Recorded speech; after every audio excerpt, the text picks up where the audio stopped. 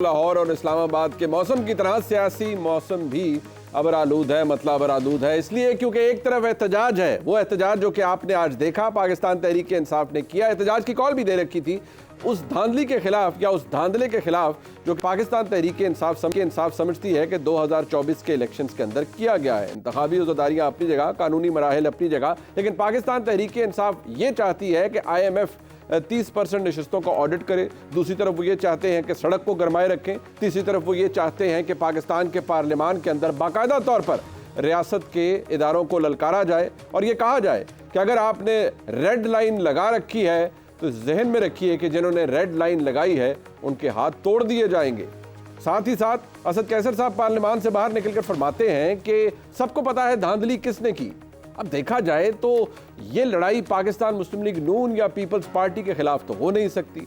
जाहिर है निशाना इसमें पाकिस्तान की एस्टैब्लिशमेंट है और एस्टैब्लिशमेंट पर ही तमाम तर ताने कसे जा रहे हैं और तमाम तर इल्ज़ामात भी लगाए जा रहे हैं कि जिस तरह का इंतखाब हुआ उसको इन्फ्लुएंस करने के लिए रियासती जबर का इस्तेमाल किया गया, रियासती मशीनरी का इस्तेमाल किया गया और एक पार्टी को जितवाया गया, किसी का हक मारा गया। कल पार्लियामान के अंदर वज़ीर आज़म का इंतखाब होगा और इन ऑल प्रोबेबिलिटी शहबाज शरीफ साहब वज़ीर आज़म पाकिस्तान के तौर पर मुंतखब कर लिए जाएंगे।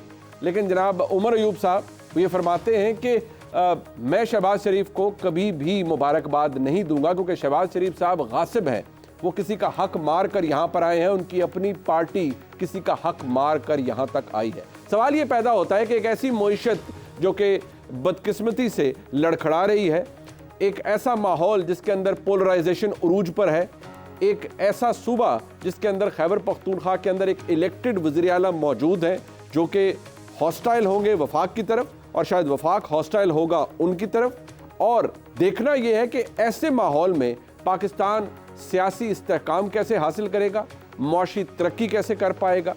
जो बयानबाजी की गई या जो तकारीर की जा रही हैं पार्लियामान के अंदर, अगर कोई ये कहे कि ये सिर्फ लफाजी है या वक्ती कार्रवाई है तो शायद हम ओवर सिंपलिस्टिक व्यू लेंगे तमाम तर सूरत हाल का। अब चाहे जनाब आमिर डोगर साहब हों, चाहे जुनेद अकबर साहब हों, इलेक्टेड MNAs हैं और हकीकी मानों में कैदोबंद की सोबतें बर्दाश्त करके इंतखाबात के अंदर जीत कर इस पार्लियामान तक पहुँचे हैं, लेकिन वो जो कह रहे हैं वो बड़ा इंस्ट्रक्टिव है। सुनिए।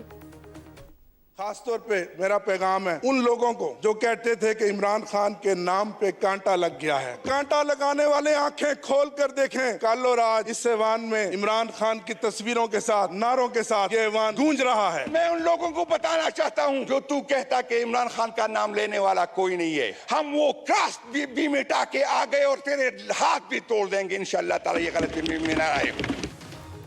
अब ये बात सख्त भी है, ये बात एक अलार्मिंग भी सूरत हाल की तरफ इशारा करती है।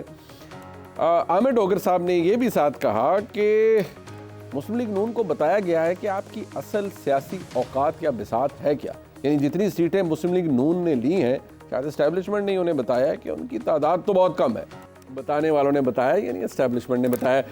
पाकिस्तान का सियासी माहौल जाएगा किस तरफ जहाँ इतनी ज़्यादा लड़ाई हुकूमत के पहले दिन से ही शुरू होगी।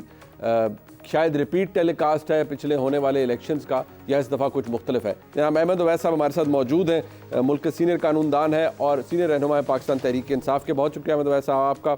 जनाब इंजीनियर खुर्रम दस्तगीर खान साहब हमारे साथ मौजूद हैं, सीनियर रहनुमा है पाकिस्तान मुस्लिम लीग नून के, फॉर्मर फेडरल मिनिस्टर हैं, हल्के की सियासत को भी समझते हैं। आपका भी खुर्रम साहब बहुत शुक्रिया। अब एक बात जो अहमद अवैस साहब हमने इन तकारीर से जिनका अंदाज़ा किया है, देखिए इसको हम जितने मर्जी शुगर कोट तरीके से कोई कर ले, लेकिन मेरे ख्याल में क्योंकि क्लैरिटी ऑफ थॉट आपके पास भी बहुत है, लड़ाई या इख्तलाफ मुस्लिम लीग नून या पीपल्स पार्टी से तो लगता नहीं है, ये तो चले सामने है। लेकिन अगर कहा जाए कि जी जिन्होंने कांटा लगाया था उनको हम बता देना चाहते हैं कि हमने कांटा मिटा दिया है और जिन्होंने कांटा लगाया था हम उनके हाथ तोड़ देंगे, तो ये तो क्लियर मैसेज है पाकिस्तान की मुक्तदरा यानी इस्टेब्लिशमेंट की तरफ। क्या आप भी इसे ऐसे ही देखते हैं या आप समझते हैं नहीं ये इमरान खान के सियासी मुखालिफिन की तरफ इशारा किया गया है? बिस्मिल्लाहिर्रहमानिर्रहीम, आपने बड़ी बुनियादी बात की है। इसमें कोई शक नहीं है कि एस्टेब्लिशमेंट ने एक बहुत मनफी रोल प्ले किया है और अपने अपने जो एरिया ऑफ जुरिस्डिक्शन है वहाँ से तजावुज़ करके आइन को तोड़ के आइन ने बड़ी वाज़ेह तौर पे हदायत जो है एक हदूद मुतय्यन कर दी हैं हर एक के लिए। जहाँ उसने पार्लियामेंट के लिए हदूद मुतय्यन की, जहाँ उसने एग्जेक्टिव के लिए हदूद मुतय्यन की, जहाँ उसने इसके लिए अदलिया के लिए हदूद मुतय्यन की, वहाँ जहाँ दूसरे अदारे थे, क्योंकि इस्टेब्लिशमेंट जो है ना ये एक अदारा है, ये कोई इंस्टीट्यूशन नहीं है जी।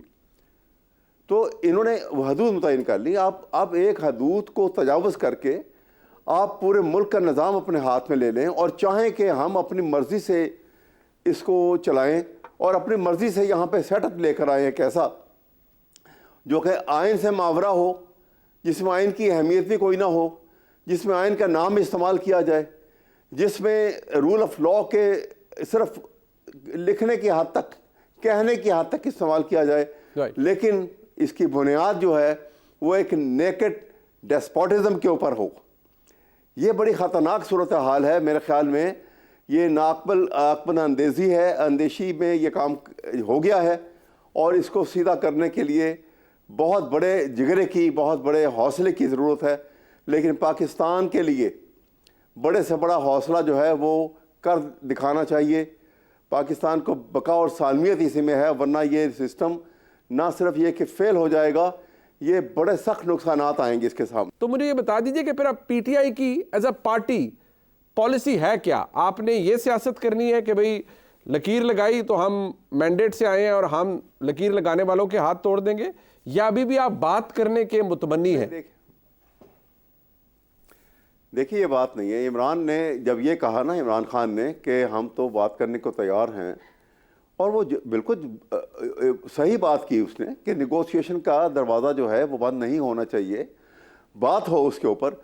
लेकिन बात जो है वो जब तक हम आइन को छोड़ के बात करेंगे तो हम किसी नतीजे पर नहीं पहुंचेंगे, फिर ताकत का असूल चलेगा। ठीक, हम कहते हैं कि हम बात करेंगे लेकिन हम आइन के तहत बात करेंगे। राइट, हमारे नज़दीक ताकत के असूल के ऊपर बात नहीं होगी, क्योंकि वो बात का फ़ायदा कोई नहीं। खुर्रम साहब, एक बात है, माजी के वो लोग जो मुश्किल वक्त में मुस्लिम लीग नून के साथ थे, मतलब 2014 का धरना मुझे याद है, महमूद खान अचकज़ई साहब उनकी नकलें इमरान खान साहब उतारा करते थे धरने के अंदर खड़े होकर। महमूद खान अचकज़ई साहब उस वक्त भी ये बात करते थे कि जी पाकिस्तान की सियासत में एस्टैब्लिशमेंट का अमल दखल नहीं होना चाहिए, उनका तर्ज तकल्लुम अपना है। आज भी वो यही गुफ्तगू फरमा रहे हैं, लेकिन आज वो ये कह रहे हैं कि ये ऐवान एक दिन करारदाद पास करेगा कि इस मुल्क में जो असल मैंडेट है जिसका है उसे दिया जाए और इमरान खान को रिहा भी करवाया जाए।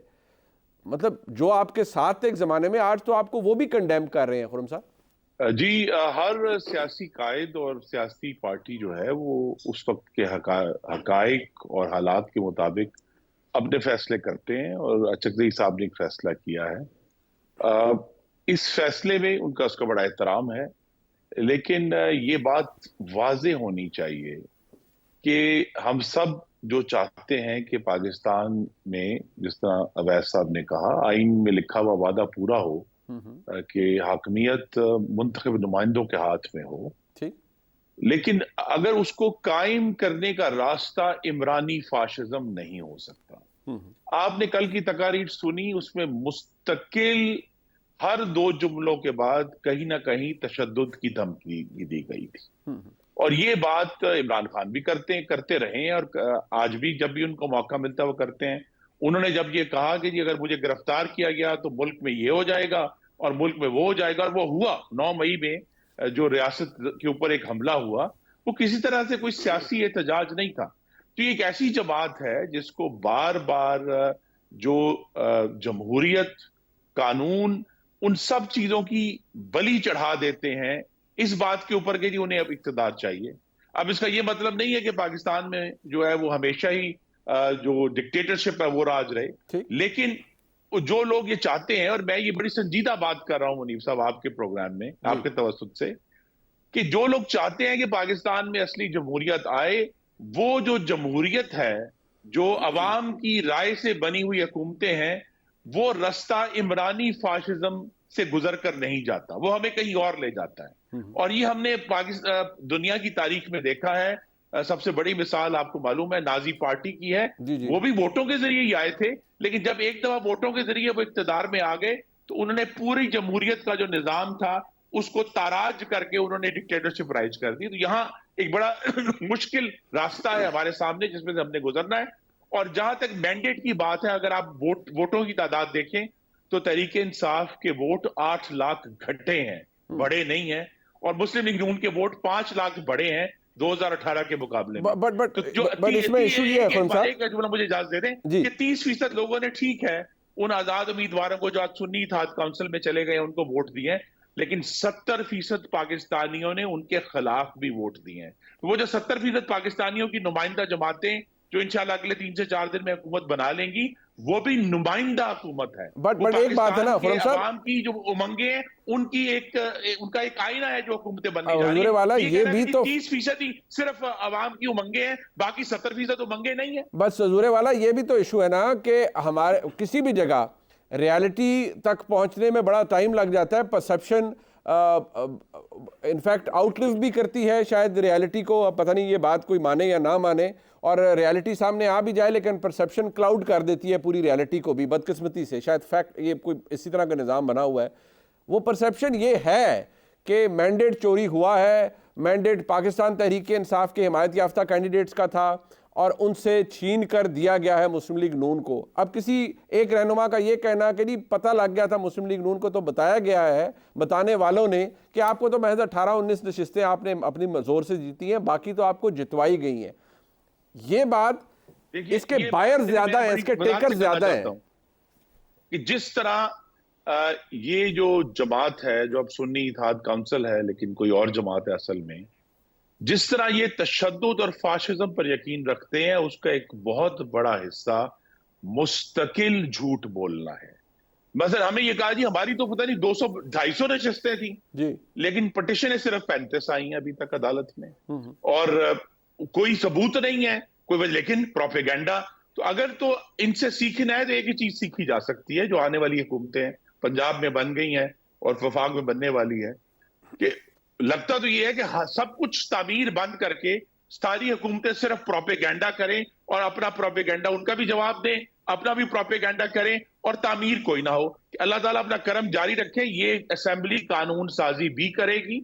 हमने ये बाजू आजमाए हुए, हमने इनका धरना भी सहा है, लोग भूल गए हैं। 2016 अक्टूबर में ये पूरे मुसल्ला होकर इस्लामाबाद पर चढ़ दौड़े थे और हमने अटक पुल पे इनको रोका था। तो लिहाजा इनका जो तशद्दुद है वो हम अक्टूबर 16 में भी देख चुके हैं, हम मई 2022 में भी देख चुके हैं। ये तशद्दुद, ये सारे बाजू हमने आजमाए हुए हैं। तो ये मैं आपको यकीन दिलाता हूँ अल्लाह ताला के करम से कि ये हुकूमत कानून साजी भी करेगी, ये हुकूमत अपने मामला दुरुस्त भी करेगी। कानून साजी का नवाज शरीफ ने 2013 से 18 तक धरने के बावजूद, हमलों के बावजूद, लोड शेडिंग खत्म की, दहशतगर्दी से लड़ाई की, कराची को पुरअमन किया, महंगाई खत्म की। तो हमने ये सारे बाजू आजमाए हुए, हम पाकिस्तान के अवाम की खिदमत के लिए आगे चलते रहेंगे।